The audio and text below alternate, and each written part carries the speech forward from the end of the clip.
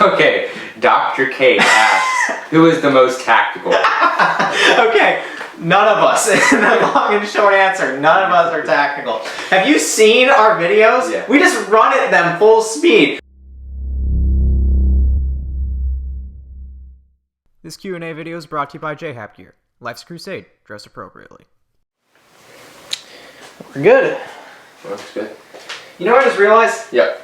This is actually like the first time we've done a Q&A like back in the studio. Yeah. Like, forever, because all of our other ones outdoors. We did them outdoors in Aaliyah's place in Atlanta. So this is like the first time we've been back in our studio in like, I feel like I want to say 5 episodes. Probably. Right It's around been a while. 4 to 5 probably.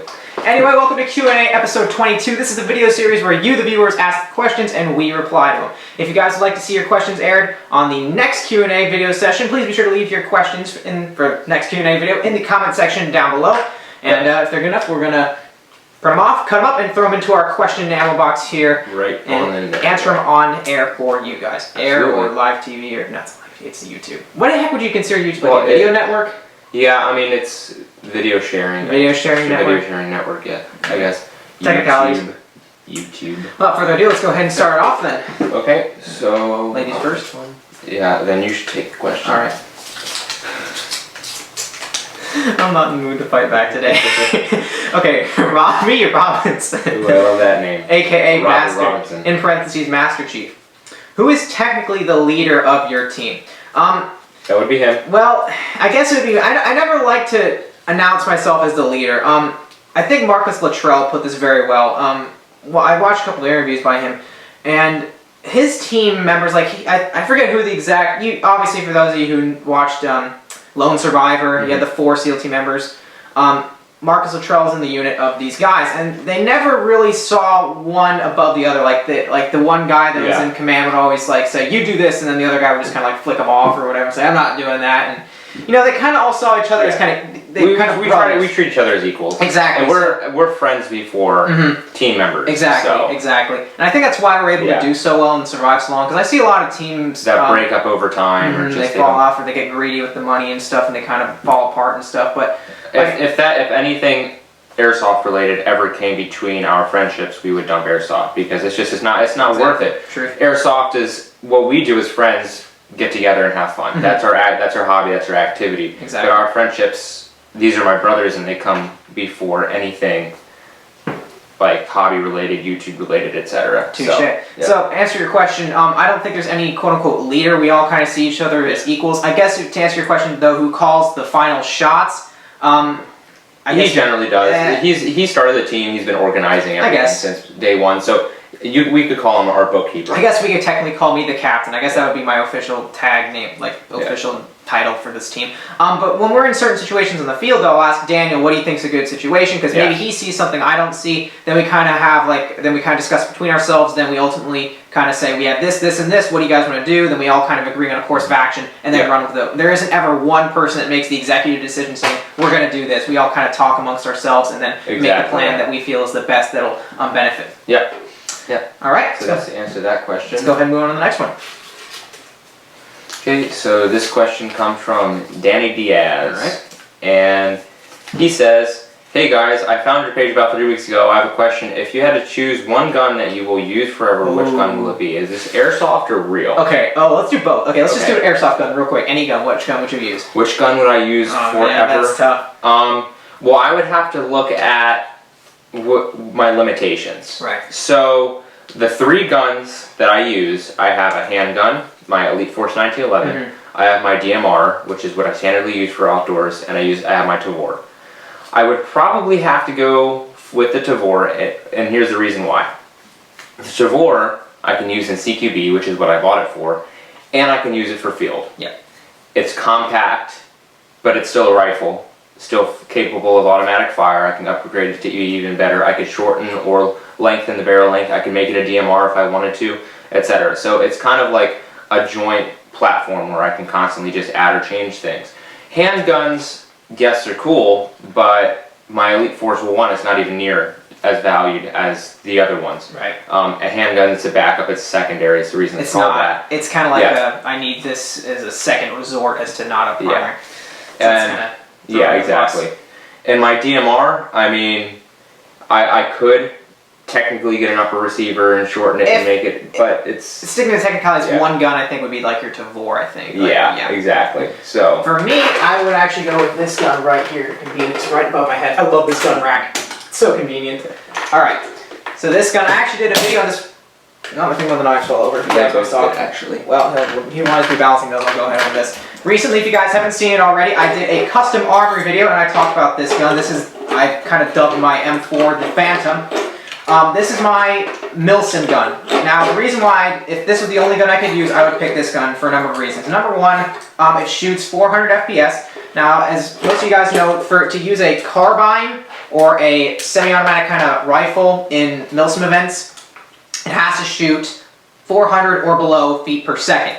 This gun shoots like 399. I got it like right there. The same thing as my Tavor, yeah. Right, exactly. So it's like right there on the edge. So it's legal to be used or classified as a rifle / carbine. So I can use it at like CQB fields. Like if I had like a DMR, kind of like, what the heck happened to that?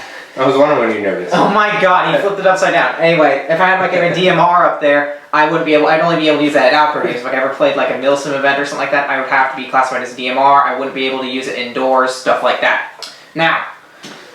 This gun is actually very capable of long-range engagements. Like I've customized, I've built it to be able to do close quarters and long distance as well. So I think even though it isn't the ideal gun for like every single scenario, I think this covers probably the widest range of scenarios I will be in. So if I had to pick one gun to answer your question, be this gun right here. Good question, good question. For the real gun, I'm just going to go ahead and say my AR-15. I trust it in my life, so I got that gun. With me, again, I would probably go with, you know what, no. See, in a scenario where I would have to depend on it and when I would have to constantly use it, whatever, I would go with my AK for the same reasons that he's going with his AR-15. In sorts, I mean, yes, it's not as good at long range, but it has more power. I mean, we already went over this. So you go with your AK? Yeah. In a scenario, in one scenario, but see, when it comes down to it, if I could only have one gun for the rest of my life, I would have to choose my Peterson because it's a family heirloom. And it's been in my family for, that's a good choice. I think 5 generations now. I have a Peterson. It's a Remington Peterson 35 caliber pump action rifle. You hear pump action rifle, it's really, really old, and it's when the mechanism was first developed by John Peterson. And so my great-great-great-great-grandfather Mosby bought it when he moved here from Ireland in 1914. Yeah, 1914. And so he bought the Remington Peterson 14 pump action rifle, and it's been in my family ever since. And it just got passed down to me recently, and so I would have to keep that, obviously. So that's what I would do. Right. Let's see, this looks like a good one. All right. Third question comes to us from Bruno S. Hi guys, I love M4s. So do we. What is the best M4 you used till now and the price? Now, I actually have not used a lot of stock M4s. I'm personally under the philosophy that you should just build. When you get the money, when you get into playing airsoft as much as we do, we tend to do custom builds. Yeah. The only new gun that I bought recently was the Tavor just for the CQB purposes, and I'll probably heavily modify that later. But yeah, so as he's saying, we generally upgrade our platforms or build our platforms from scratch. So if I had to, like I said, like I said in my custom armory video, like I'd say about 90% of the guns I actually have in my collection, just looking at the rack here, are custom guns. I've kind of built them, I've modified them to the point where they're no longer stock guns I just took out of the box and used. Not to say that there are some great stock guns out of box you can't use. There are some fantastic guns. To answer your question, I guess we can name off a few brands here. Yeah. Number one, a lot of people seem to like is Crytac. Yeah. They're a little more on the expensive side, okay? But they are fantastic from what I hear. Everyone I've talked to loves them. So Crytac, they're fantastic. Exactly. They're very modern too. They do a lot of stuff with the internals of them. I think they're starting to put MOSFET units into them. They're putting MOSFETs in them so that you can control your fire rate. You can switch them from semi. I don't know if that's like. Is it the MOSFET? I don't know. Well, they may or may not be doing that. I'm not too sure on all the specifics on it. But there's a lot of companies that are doing that. Yeah. But I'm pretty sure they are. They do like really advanced rails and stuff. Like they got these really cool decked out rails. Yeah. And stuff. Like a lot of companies are moving away from the quad rails and stuff. They're doing like the Keymod and M-Lock rails now. Yeah. Really high quality internals. Let's see what other brands. G&G. Okay, this is like a good starter gun. The G&G M4, we always plug this gun. That's a really good starter M4 if you're looking at getting into the world of M4s. G&G M4 is a really starter gun. It's kind of lower end of the totem pole in terms of like quality and performance, but for the money you pay for it, it is really, really good. Another company I'd recommend, G&P. G&P makes some really good M4s, really good parts. But they're kind of harder to find. They used to be a bigger brand a while ago. Now, if you do some searching for G&P, usually they're like, I think they're branded under other brands and stuff like that. Usually, a lot of rifles use G&P parts. I think that they've moved more towards part manufacture than actually producing the whole kit gun. Right, exactly. I think because a lot of our custom guns are built on G&P receivers and parts because what's good about G&P is they're very backwards compatible with a lot of aftermarket upgrade parts. Exactly. So that's why a lot of people use them for custom builds because you can throw on a lot of parts without any compatibility issues. And also one other one I'd like to plug, KWA. KWA makes some really good guns. We used to play with a kid named Josh, really nice guy. He had I think it was a KWA SR10, and that gun was awesome. It was like a quad rail, kind of SPR-ish style M4, and that gun was really cool. It really snappy trigger response. I think KWs are actually LiPo ready, like drop-in LiPo ready. Like they have the internals that can withstand 11.1 LiPos. So KWA makes some really good M4s, but me personally, if I were you, if you have the capabilities to do so, I recommend building an M4 that way. You don't have to buy a stock gun and spend all the money upgrading it. You can just get it all done in one swing. There's a lot of informative video. We should do a video on that, actually. Exactly, yeah. We should do next M4 build, I might make a video on it. It's actually not hard to do at all. Just from the ground up. Yeah, just from the ground up. So I think I'll go ahead and do that next time we build an M4. So for the M4s, we recommend to go like straight out of box. Like I said before, KWA is great, G&P is great, G&G is great. There's a lot of good brands out there, but you just stick to quality. Rule of thumb is generally the more you pay, generally the higher quality the gun will be. Not to say that you can pay a low price and get a high quality gun, but generally speaking, rule of thumb is don't cheap out on your M4s if you want them to last over a long period of time. Exactly. All right, let's go ahead and go on to the next question then. Okay. Drop on Easy now. I like how we kind of start over time, the longer we get to know each other, we start to use each other's phrases. Like I taught you yesterday using, what's the phrase I say? You can't make this up, and then you start saying that, and then I start saying easy now, he says that a lot. Yeah. Oh my god, rub off. It's hilarious, yeah. Okay, Dr. Kate asks, who is the most tactical? Okay, none of us. The long and short answer, none of us are tactical. Have you seen our videos? Yeah. We just run at them full speed. Yeah. We have no tactics. I'm just kidding. We do have tactics, but our main tactic is, dude, there's guys in that building. Let's go. Because right through the door. There's two types of tactics. There's the tactics in real life and there's airsoft tactics. True. And they don't work the same way. No. And here's the reason why. Yes, there are uber milsimmers who are like, it's milsim, bro, you have to do it this way. You're going to actually get killed by this BB. Yeah, and it's like, we play for fun. Yeah. So, really, if we're actually trying to concentrate on being tactical, not trying to take any chances, blah, blah, blah, if we were doing any kind of scenario with real guns, we would definitely try to be tactical, but I mean, we're saying that in the sense of none of us have any military experience or law enforcement experience. None of us are operators. Yeah, operator, bro. We do know our way around and do know what it takes to, especially fields. I'm not going to brag or anything, but we do have good experience when it comes to sneaking around and moving and doing keeping camouflaged, exactly, moving silently, running our guns in ways that, I mean, we know the ergonomics and how things work. Mag changes, whatever. Not to say we're experts, though. Yeah. We're not going to claim that we're uber operator tactical and we know everything. I wouldn't even say that we're proficient, but I'd say we are efficient. We are, exactly. I say we are efficient. In what we do. I agree and with that. So, when it comes down to it, in a real life sense, I feel like we could probably hold our own. Who is the most tactical, though? Who is the most tactical on the team, do you think? I would say Nick, and for the sole reason of he doesn't do the bonsai charges. Just for those. He hates them. Me and Daniel and JoJo and... Well, see, we like to have fun with what we're doing. Nick takes it... As people take it the most seriously, I think Nick takes it the most seriously. Because he's like, he doesn't take chances, that's the thing. He's very, very cautious. He's very conservative when it comes to his playing style. Exactly. And so, good example at... Was it Iron Horse? Yeah. Yeah, at Iron Horse...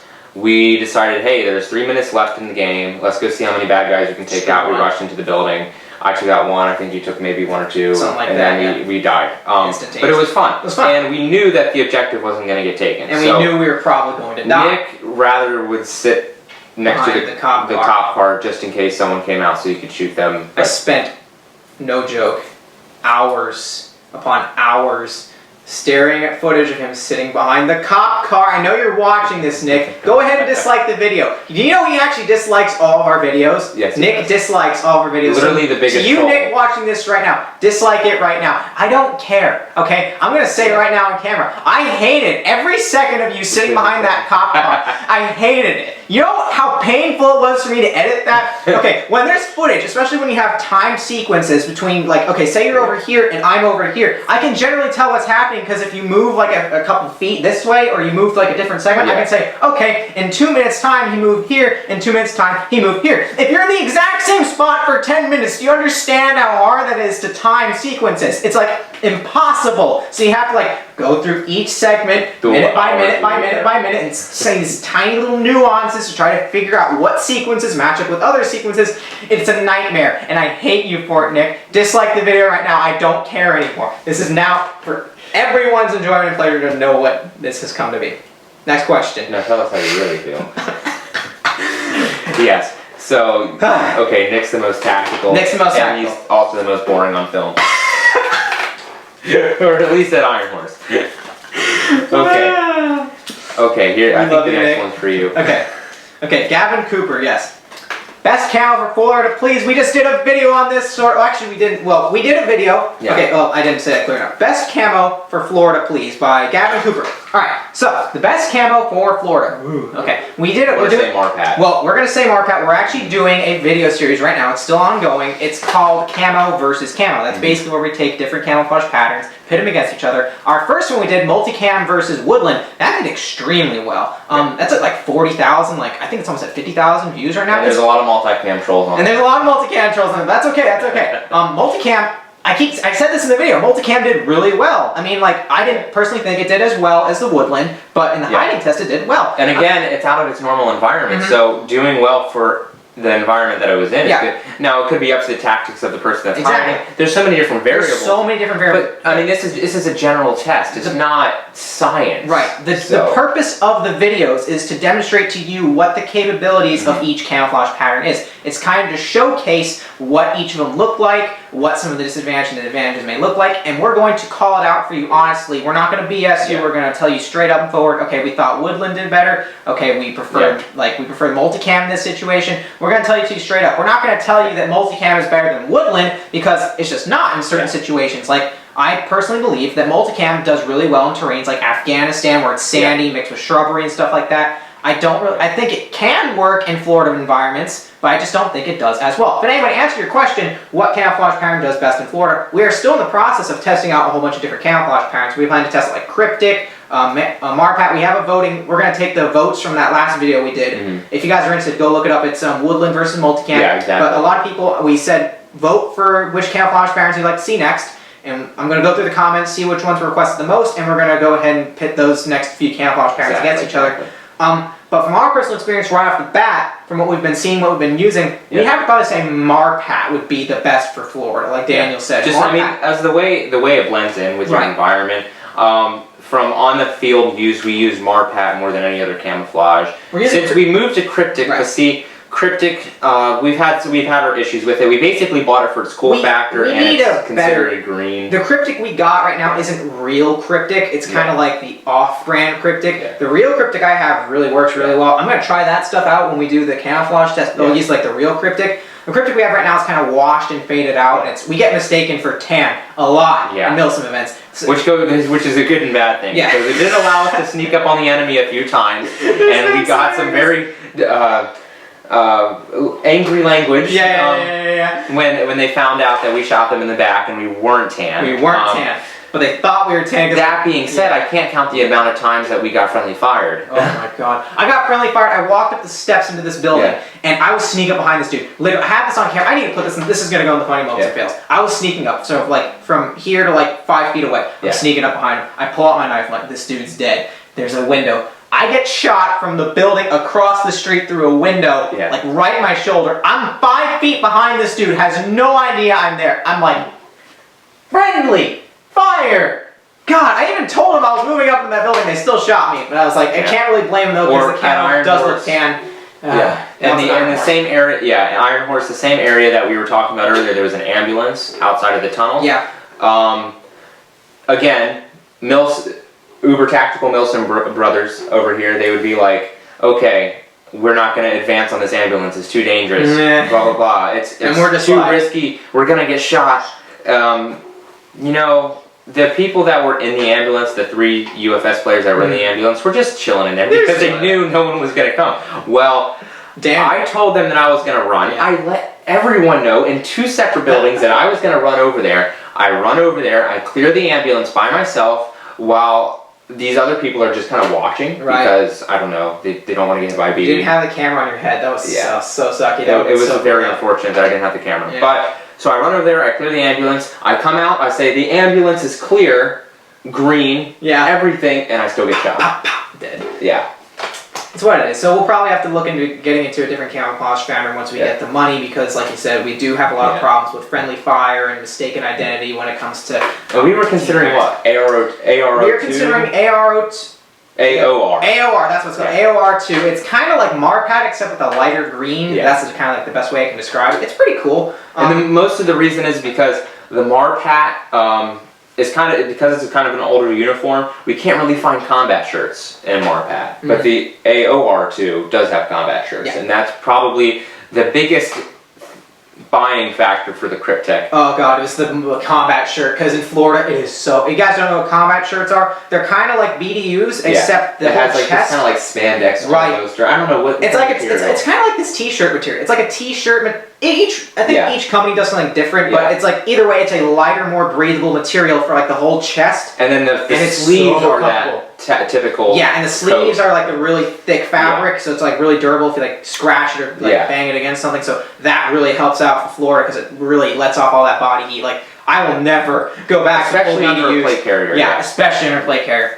But I think that guys about wrap it up Oh, for this and video. I have an announcement. Oh, you have an announcement? Oh, yeah, that's right. Yeah, go ahead and tell Okay, so I'm sure some of you all know, but for the past few months I've been in the process of enlistment, and I am shipping off to boot camp basic training for the Air Force on the 15th of this month. So this video will probably be up after I'm gone, I would assume. Probably. Yeah, probably, yeah. Yeah. So maybe a week or 2 after I'm gone. But that, all things being considered, basic training is about 2 months and almost a week, and then I have tech school for about 3 months. So I'm going to be AWOL from the channel He's for going to be quite gone a bit. for a while. Yeah, probably. But he's It's going not to be right about 5 months. He'll be back, just Yeah. going to be a little away for a little while. Yeah. We'll hold the fort while you're gone, don't worry about it. Yeah. So, and that being said, so I'm just as everyone knows, I will be back. I'm not quitting Airsoft or anything. Don't know where I'll be. They could put me anywhere. I they hope want, Japan, so. you told me? Yeah, I was told that it's a possibility that I could be going to Japan. That's Which, cool. I mean, I think That's that would be cool. really cool, but at the same time, I mean, I don't see any team trips to Japan. Yeah. It's a little expensive, so I don't know. We'll see what happens. But yeah, so. So congratulations to our fellow future airmen right here. Thanks for watching the video, guys. Hopefully you all enjoyed. Again, if you guys have any questions for future Q&A videos, please be sure to leave them in the comment section down below. And hey, if you're lucky, you may just see your question aired on the next Q&A video. Alright guys, thanks for watching. We'll talk to you guys later. See you later.